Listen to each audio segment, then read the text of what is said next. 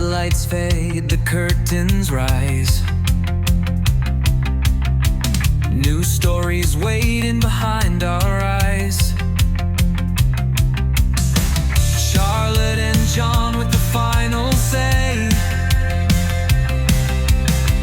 breaking down the screens in their own way.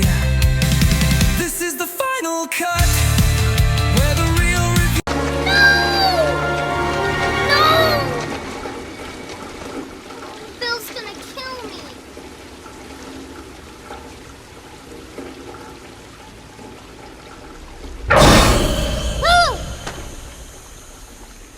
Hiya, Georgie. What a nice boat.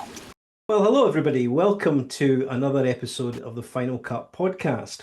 Now, if you've been a regular viewer or listener to these podcasts, you'll see that recently we've done a series of interviews featuring people who work in and around Hollywood, including writers, hairdressers, makeup artists, stuntmen, and today it's the turn of sound. Now, if any of you are unconvinced that sound is important to film and television, just try switching the sound off when you're watching a movie or a TV show, and you'll see how important sound actually is. So, to take us through and unpack for us the role of sound in movies and television productions, I'm absolutely delighted to welcome Kenneth L. Johnson, who's one of the leading sound designers, supervising sound designers in Hollywood working today. He has over 153 credits on IMDb, according to that site, and he's won, I think, 3 Primetime Emmy Awards and been nominated for at least 10 awards elsewhere. Now, Kenneth grew up originally in South Central LA, where he had to contend with all the drugs and gangland violence, but he managed to escape that initially through music, and then by taking courses initially in sound editing and sound engineering, latterly with the famous Hollywood post-production company Todd A.O. And for the last 30 years, he's worked extensively in and around Hollywood, winning awards, as I say, in sound. You'll be familiar with many of the movies that he's worked on, such as The Dark Knight Rises, Mission Impossible 3, The Road to Perdition, that scary movie from 2017. And he's also worked on a range of television shows, most recently the hit Netflix series Forever. So, Kenneth L. Johnson, it's an absolute delight to welcome you to the Final Cut podcast. Hi, it's a pleasure to be here. Thank you for having me. Thank you.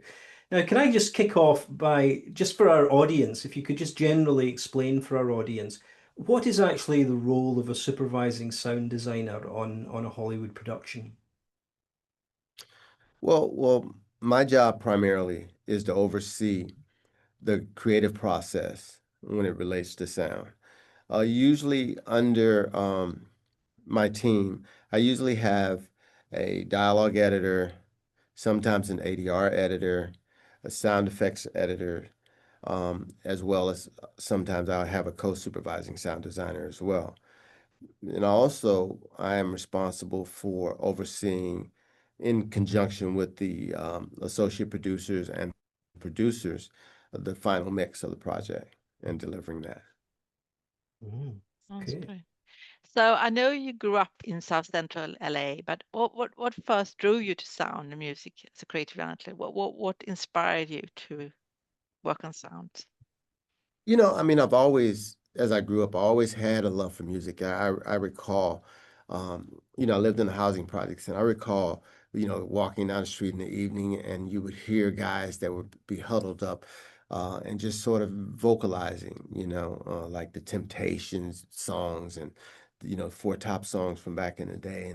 And that always really interested me. And I was always standing around just sort of listening to the music, right? And the quality of the different tonalities of the vocals, the alto, the falsetto voices, the bass.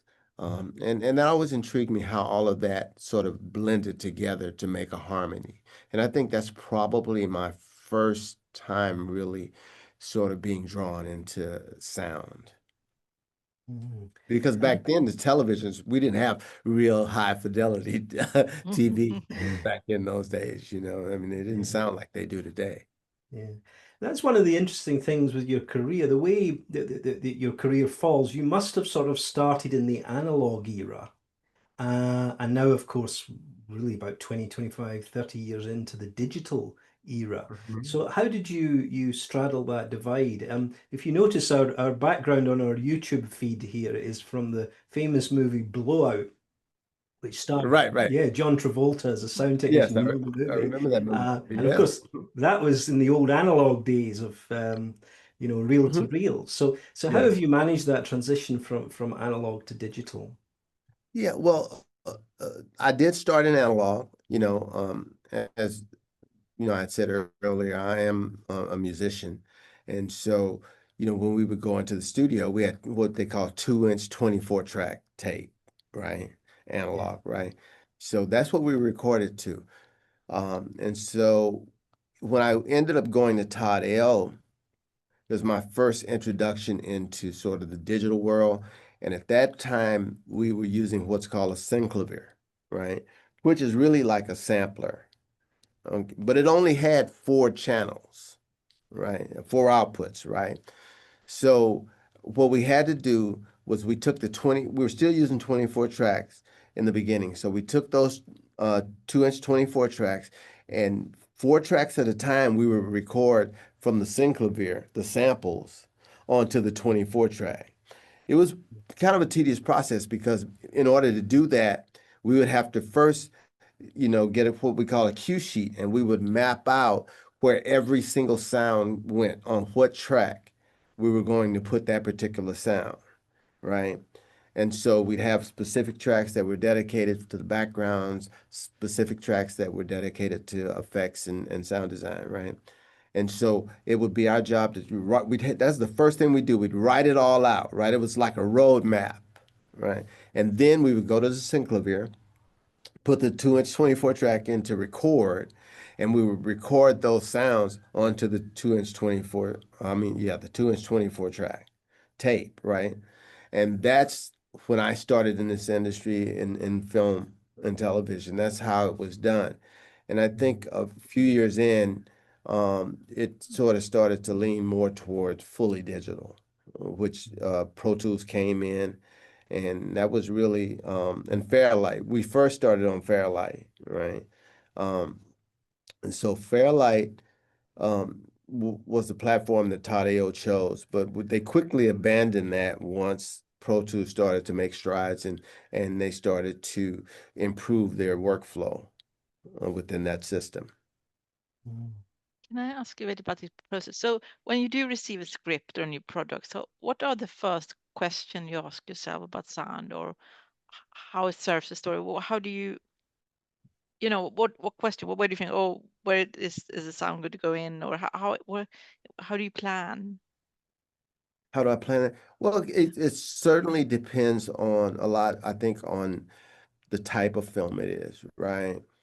So, for instance, I did a film called Biker Boys, right? And so what happens with that particular film, I knew that the bikes played an integral part in the soundscape, right? So I started to think about how I could embellish those motorcycles and, what motorcycles we were going to use.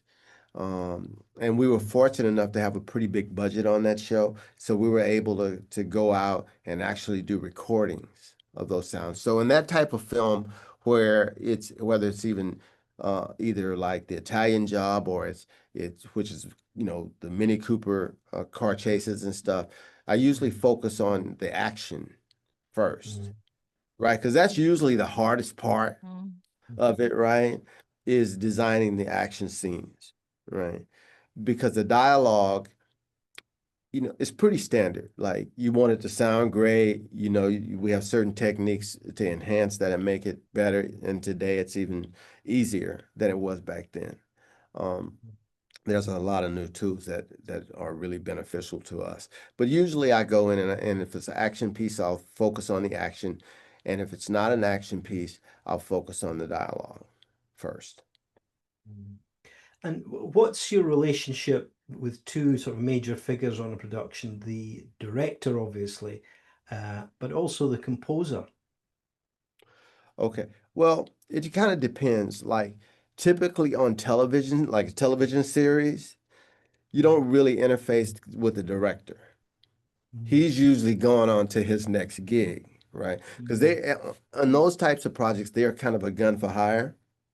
And so they direct their episodes and then they move on. And then the producers take it from there.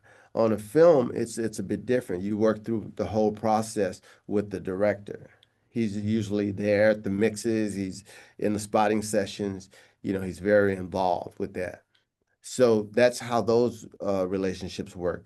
As far as the composer, a lot of times, I'd say the majority of the time, we like to meet the composer uh, prior to starting work on the projects and just kind of talk through moments in the project where either we want to lean into the music or we want to lean into the sound design because what we don't want to do is be competing for the same territory if we don't have to, right? mm, So sometimes we'll say, okay, you take that part, you take that part of the scene and we're going to do that in sound design, or I'm going to take that and I'm going to score it, to help with the emotion. So it's a conversation that, we like to have with the composer before starting out, before he starts really working on his process. mm. You describe sound design as storytelling. How do you find your own aesthetic, or how do you put your sound signature? I mean, how do you put your mark on the piece? Well, I think my how I do that, I think it really comes from within, right? So typically, i- I don't know, it's a vibe for me. It's really it is. It's really a vibe. You know,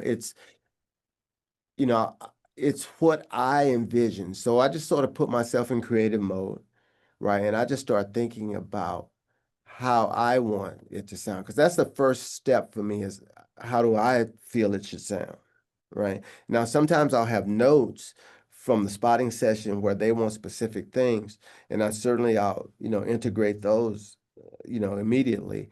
But as a creative, I like to just sort of sit with it and think about, okay, what do I want here? And so with my team, I'll sit down with them and I'll say, okay, well, at this particular moment, I would like this particular type of sound to happen.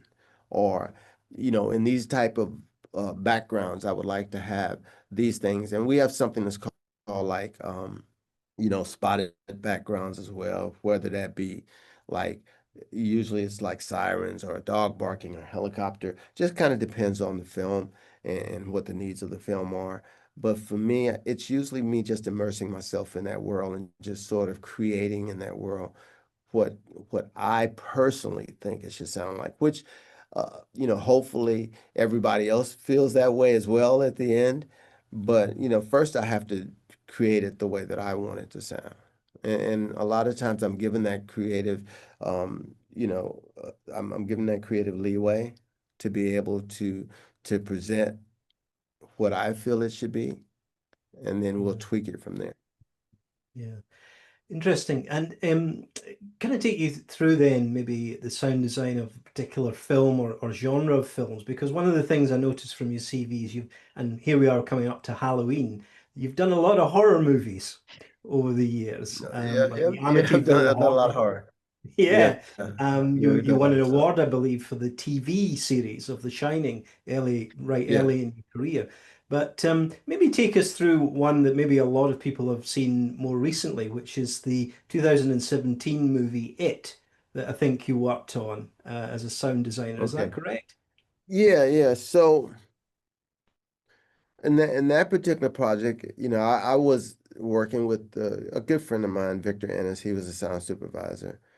And at that point, we were assigned, and I was part of a team, right?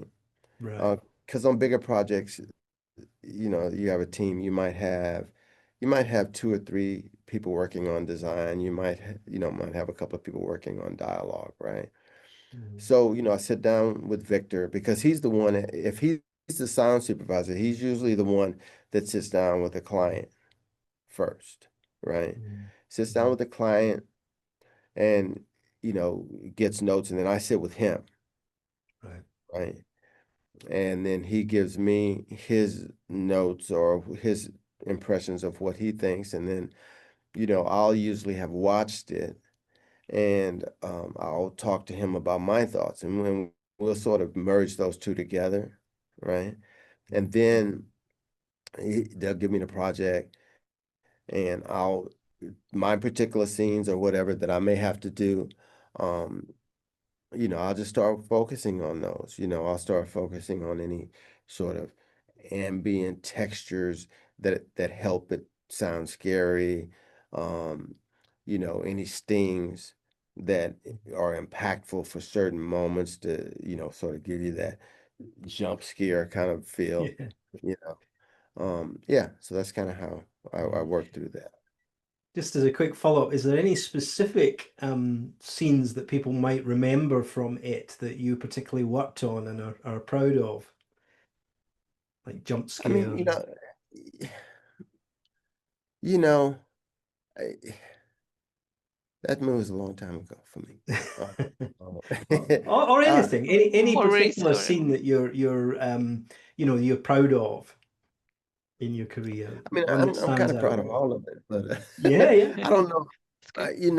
I'm trying to be really totally honest and transparent. I'm really trying to remember the film. I mean, I work on so much stuff that, it's sometimes difficult to go back, 8, 10 years and remember everything that I did on it, because I'm usually off to the next project. Um, but I'm just trying to think. I know that there was a gutter scene where, the little boy was talking to, the it creature or what have you in the street gutter, and Yeah. I worked on that, and I also thought that turned out really well. It No, it's a certainly good did. It scene. scared the bejesus out of me, and that's a very memorable scene. A lot Yeah. of people will remember that. So you Yeah, worked on that Mm. one. Oh, well done. Wow. yeah. Can, can I ask, how do you balance the technical side with the creative side? Because there must be a sort of a kind of tension there, yeah? Between make it technical well and creative, make it sound Well, good, yeah. yeah, well, I think, it's how do I balance the technical and the creative? Um, well, I tend to lean more into the creative side. Uh, you know, the technical side, of course, we all got to have chops and we all have to be able to, run this particular program and, find the different sounds or create them from scratch or what have you.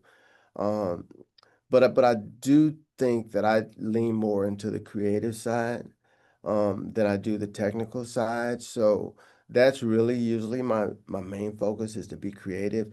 Um, but the tools certainly help us do that.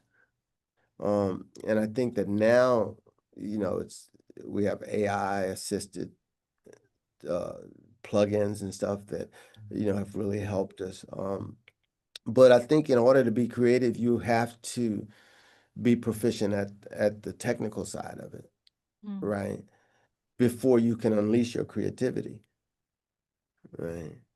So, but I do think that creativity is the most important part because anyone can sort of learn how to operate the plug-in or put, record into the program or what have you. And that's something that, you can you can just have anyone do, but the creative side is really where you have to have it. You have to be really creative and you have to have really good instincts. And so I've done this for a really long time, but even when I started, I think I had good instincts. I think I was blessed to have those. I don't think I would have made it this far had I not innately had those qualities to be able to hear something or envision how it should sound, right? Mm. And have those, when I'm giving my sort of presentation to have that sort of be um, liked by the people that I'm showing it to. I mean, that's important too, because if you're doing stuff and you present it and they don't like it, that's a problem, Mm. right? So what you present has to really be special. Yeah, quite so. And obviously, when you started, and this is something that you've spoken, I think, a fair bit over the years, you were Hmm. quite conscious, I think, when you started, that you were one of the very few persons of color behind the scenes at that Hmm. particular time. You were one of the Yeah. few black people behind the scenes working in this Yeah. area. Now, I know you've done a lot over the years around trying to advocate for diversity, not only in front of the camera, but behind the camera as well. So can you maybe Hmm. talk us through that journey that you've been on around that? I mean, a very interesting phrase that leapt out to me is you said, I didn't just break the sound barrier, I also had to break the perception barrier as Mm. well. So how's Right. that Right. affected your career? I think, my career has been, it's been a good ride. Like I think that what happened to me was, I just wasn't getting the opportunities that I felt I was deserving of, based on, my commitment to the process, my skill, my talent. And so when I was able to start my own company, it was incumbent upon me to make sure that I offered some opportunities to, people of color, women and people of color, um, because I understood the difficulties that I faced in trying to break into this industry. Uh, and so, and I'm still an advocate of that. I mean, the majority of my team, you know, is African American. Um, Mm. most of them I personally mentored and I personally trained, right? And brought them up from sort of like an assistant to now they're full-fledged sound editors. Um, and they're working on major projects and they're able to make a decent living and have medical care and a pension. So I'm very proud of that, and I continue to do that, and will continue to do that. So yeah, I hope that answers your question. Yeah. Yeah, So absolutely. in view you then, what is the biggest barriers for underrepresented Black American, to get into post production of sound? What do you think the barrier I, are? I, to be really honest, I think, okay, so unfortunately, for the most part, we don't control the projects, right? Mm. I mean, even our own projects, a lot of times, we're not at the top. There are only a few people, maybe like Tyler Perry and Mm. people like that actually control that process. Um, I think that the jobs that we do, as far as sound is concerned, and even other parts of the industry, in front of the camera as well, is that, because those jobs are coveted, those jobs tend to go to people that are either friends or relatives of the people in power, right? And usually the people in power and the people, that control it are not African American. Mm. Um, and so I think that that's difficult. For me, my company is a black-owned company, of course. Um, and it's even difficult for me sometimes to get on a black show. You think that because not just because I'm black, but because I understand, that especially like Forever. I'll give you an example. Like Forever, based in South Central. I grew up in South Central. I understand what it is like living in South Central. I understand what it sounds like in South Central. I understand how we talk, when we're dealing with the dialogue and Mm. and stuff like that. So I think that there are certain things that, we are accustomed to that help benefit that. But again, I don't think that that's just limited to African American projects. Um, I've done more non-African American projects, I think, in my career than I have African American projects, right? Um, and I think the other thing is that you have to have someone who advocates for you, someone who likes you, who appreciates what you bring to the table, and is willing to, help you move forward. That's super important. And without that, I don't think I would be here today. I think that struggle still exists. Um, just finding those people who are open and unbiased and willing to give you an opportunity, right? Um, I wish there were more people that felt that way. Um, so, my brother, he's a first assistant director. My sister's, well, now she is a production accountant, but she was a producer um, for Universal, and they're doing a lot of production work, and a lot of times even when you're on a set, right? A lot of times, even if it's a African American film, we're not given those opportunities to have those jobs. Not that we're not, um, qualified to do those jobs, but again, it's nepotism, it's favoritism, it's sometimes racism. To be really brutal about it. You know, yeah. So that's how I feel about that.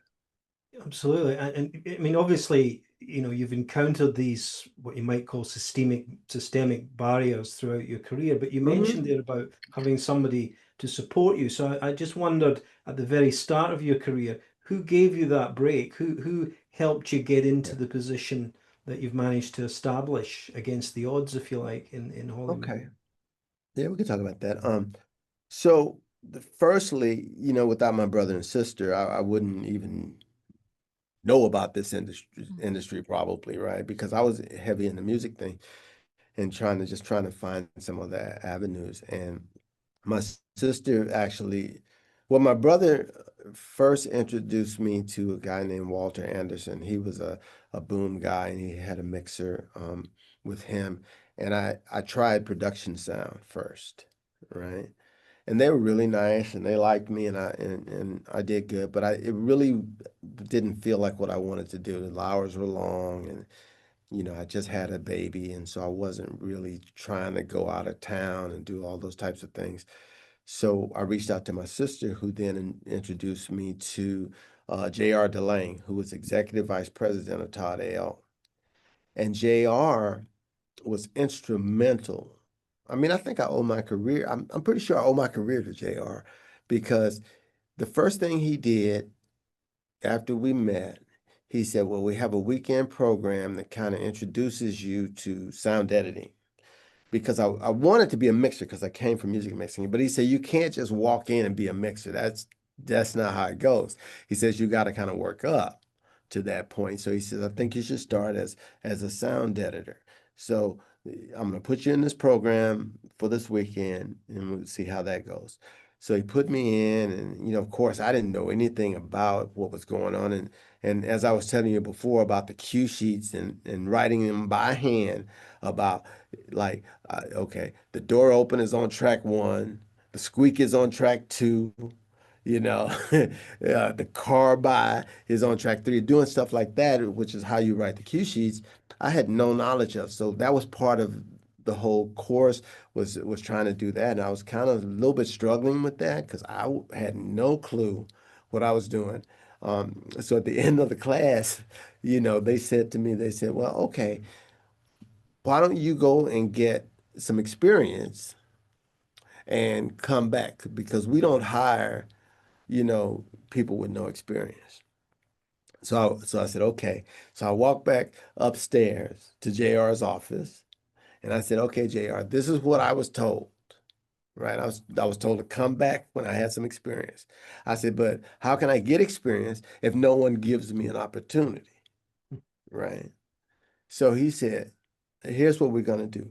He said, you go back downstairs and you tell them that I said that I want you to be able to sit with an editor, you right, ask questions and learn, and I want you to be able to come in on the weekends and practice. So I went back downstairs and I looked at those guys who had just told me to basically get lost. I said, this is what JR said. And the look on their face was priceless. They couldn't believe that happened, right? Because they had just told me to go, right? And so, but they warmed up to me after a while. And, we all became very close. Yeah. So that's my story of how I entered into this game. Amazing. Was there a moment when you realized I can do this? I can be a sound editor. I can break into post-production or Hollywood, or was there kind of Well, you know what? I think it probably so for 3 years, 3 straight years, I came in at night, sat with editors. I came in every weekend and I worked on the projects, right? They would give me like what you call test reels, which is like they'd give me like a reel of 90210 or something. And so I cut it and then I, give it to someone, they listen to it and they give me some advice or what have you. So that went on for 3 years. At 3 years, they told me, okay, well, we're going to give you a shot. So we have a show that we're going to put you on starting on Monday. And they said it's Melrose Place. So I said, okay, great. I was so excited, so excited. And I think when I finished that first week and it went well, that was when I really realized that I could do it. I really felt like I had accomplished something at that point, because I'd really done an episode of the show and it went well. And I was very proud of that. And I knew at that moment, you have these little inklings as you're going through it. Like I know I'm getting good at this. I'm getting good at this, right? But you never know until you're really put to the test as to whether or not you're going to pass muster. And the rest, as they say, is history. Yeah, so As they say. brilliant, brilliant. Well, as we come towards the end of this interview, let's take you from all the way in the past to right now and looking ahead to the future. I mean, one of the key themes that Charlotte and I have explored in these interviews with people working in Hollywood is how much Hollywood is changing. Here we are away from Melrose Place and network television. We're in the era of Netflix, and that you're obviously working for, and the big tech companies that are coming in and disrupting Hollywood.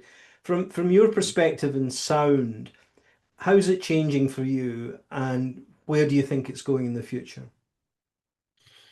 Well, that is a wonderful question because we are, I think we're at a crossroads right now. It's really a strange time in Hollywood.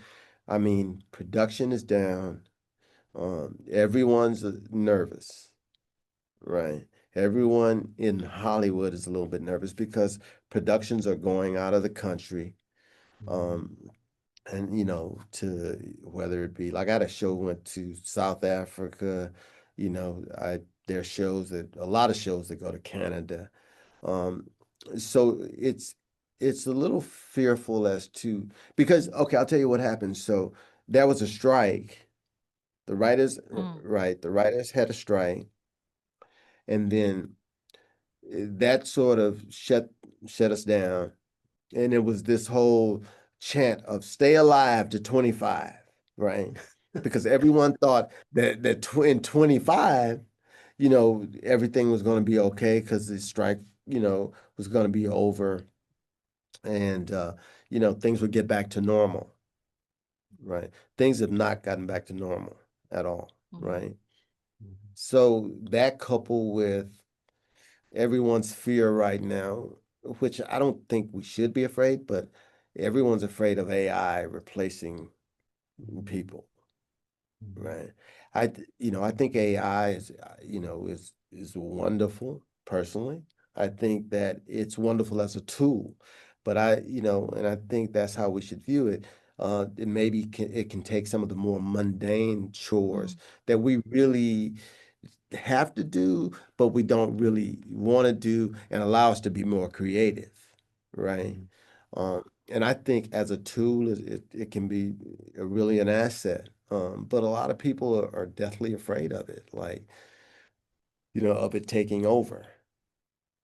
And, we won't be needed anymore. We'll be disposable. But I don't think AI can be creative the way a human mind can be creative.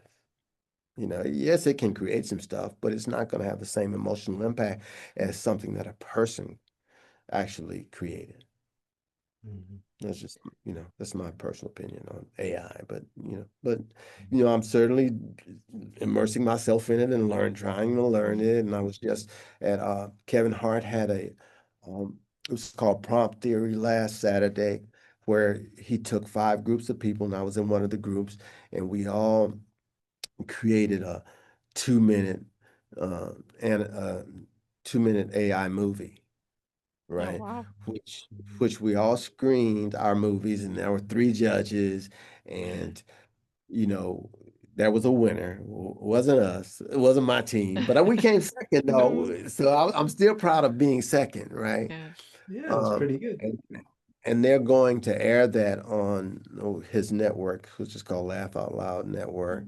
Mm. Um, so that was really the first time I had really created something like that in AI, and I was on a team, and it was a wonderful experience. Everyone was contributing, and we did this movie based on um because what happened was, just to go back, they brought in 5 comedians who gave us either a joke or a short story. And so each team had a comedian assigned to them, and so we had to develop whatever they talked about, whether it was a joke or a short story. And so we had to figure out sort of how we were going to present that, and it was a beautiful experience. And now I'm kind of really excited about Yeah.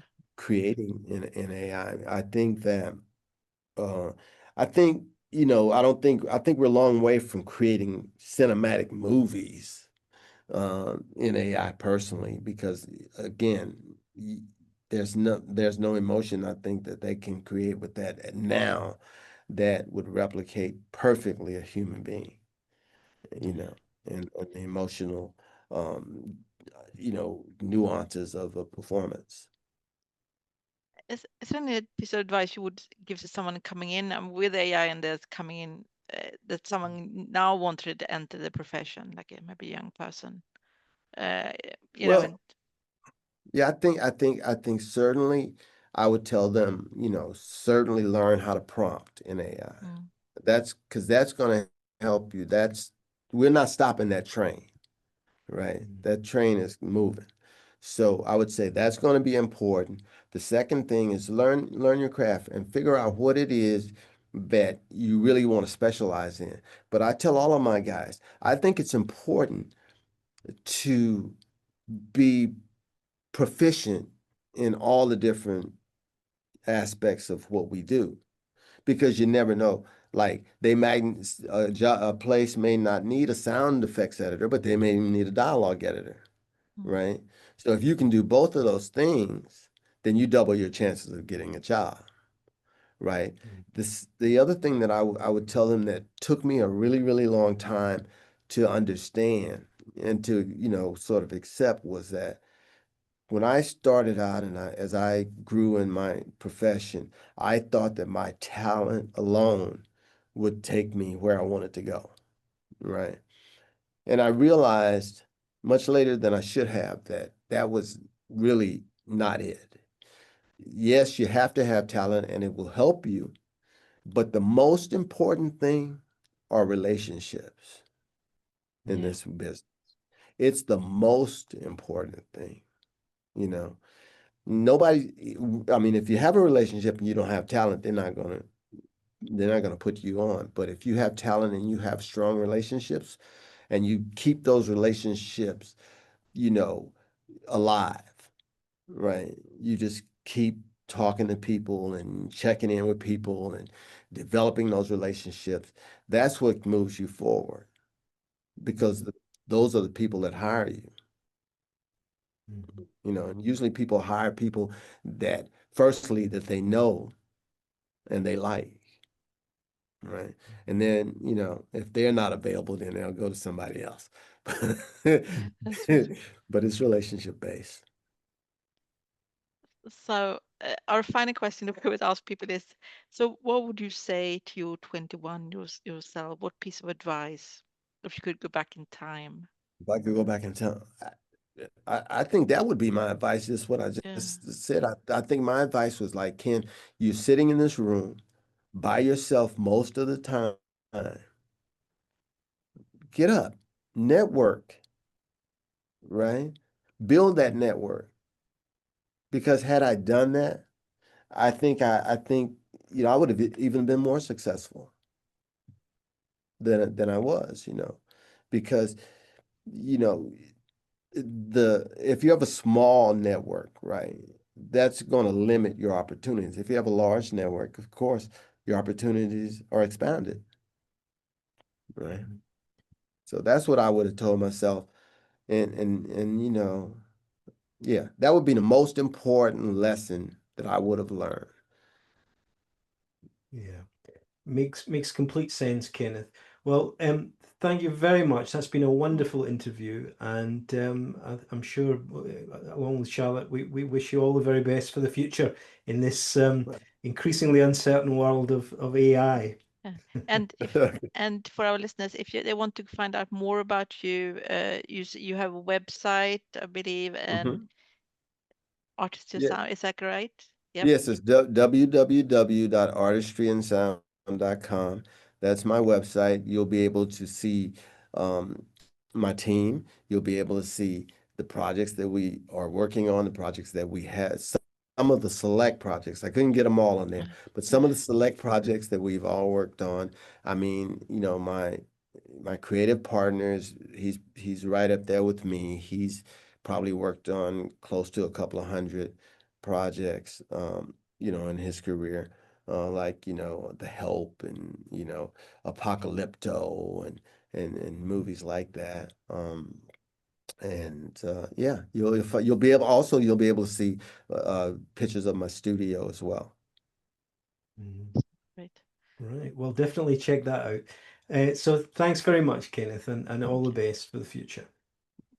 Well, thank you both for having me. It's been a pleasure.